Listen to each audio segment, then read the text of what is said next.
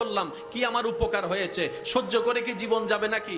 আপনার মনে প্রশ্ন যখন আসবে আপনি বুঝে নেবেন এটা আপনার মনের প্রশ্ন নয়, এটা শয়তানের প্রশ্ন আপনার মনের মধ্যে ঢুকাই দিচ্ছে, যেন আপনি অধৈর্য হয়ে আঘাত করে ফেলেন। কারণ মিস্টার শয়তান ভালো করে জানে আল্লাহকে পাওয়াই হচ্ছে বান্দার কাজ, আর আল্লাহকে পাওয়ার জন্য বান্দার যতগুলা কাজ আছে সবচাইতে হাই লেভেলের অন্যতম একটা কাজের নাম হচ্ছে ধৈর্য।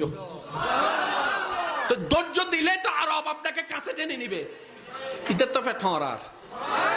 সেজন্য ও চায় না কেউ ধৈর্য ধরুক, সেজন্য বলে যে বহুত ধৈর্যস্ত আর কি ধরিবি। শয়তানের বলাটাকে আমরা মনে করি আমাদের মনের বলা, এটা আসলে বুঝতে হবে কোনটা আমাদের মনের বলা কোনটা শয়তানের বলা। এবার আপনি শয়তানের কথাটা শুনে ছোট ভাইরে দইলা কলার সাইড দইলা মাইরা দিছেন, নাক একটা ফাটাই দিছেন। কার কথা শুনে? জোরে বলতে হবে, কার কথা শুনে? তাহলে দোষীকে শয়তান, দোষীকে। এবার যখন আপনার হাটাজারির পুলিশ আসলো, পুলিশ এসে যখন আপনাকে গ্রেফতার করতে চাচ্ছে, আপনি বলবেন যে স্যার আমার কোনো দোষ নাই, উইতের দোষ। কার? শয়তান হবু দাঁড়িয়ে কি জিরে, আমি কি বুঝাতে পারছি? ঠিক একই ক্যারেক্টারটা শয়তান হাসরের ময়দানেও করবে। আমরা যখন বলবো আল্লাহ নামাজ শয়তানে পড়তে দেয় নাই, শয়তান ডাইরেক্ট উল্টে যাবে। আমি কি বুঝাতে পারছি আমার যুবক ভাইদেরকে কথা? ও একটা দোষও নিবে না, ও বলবে যে আল্লাহ ও আমার কথা শুনবে কেন, তুমি না খাওয়া, ও তো